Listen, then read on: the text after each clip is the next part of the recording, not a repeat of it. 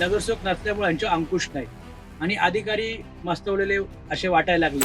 5 वर्ष झाला आज हे नागरिक लोगाव वाघोलीचे या ठिकाणी महापालिकेत आलेत, जे 7 दिवसातून एकदा पाणी येते. म्हणजे विश्रांतवाडीमध्ये 70,000 कोटी ड्रग्ज सापडते. भारतात सगळ्यात मोठं जर ड्रग्ज कुठं सापडते तर विश्रांतवाडीमध्ये. प्रत्येक ठिकाणी विचारलं जातं तुम्ही कुठल्या गाठाचे, ठाकरे का शिंदे, पवार का अजित पवार. म्हणजे माणसाचा विश्वास हा पूर्ण उडालाय सर. म्हणजे पूर्वीच्या काळात आम्ही विद्यार्थी संघटनातून आज कॉलेज अध्यक्ष ते शहराचा अध्यक्ष आणि राजकीय जीवनात काम करतोय.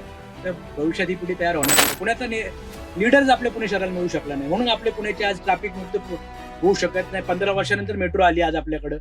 मी 20 वर्षापूर्वी ऐकायचो की पुण्यात मेट्रो आहे. आम्ही दिल्लीला पाहायला गेलो काय मेट्रो आहे. BRT ला विरोध केला, पण आम्ही ठरवलं मेट्रोला कधी विरोध करायचा नाही, कारण ती गरज आहे पुणे शहराची. रिक्षा चालकांसाठी मी 2 एकर जागा घेतली सर. महाराष्ट्रातली पहिली संघटना आमची.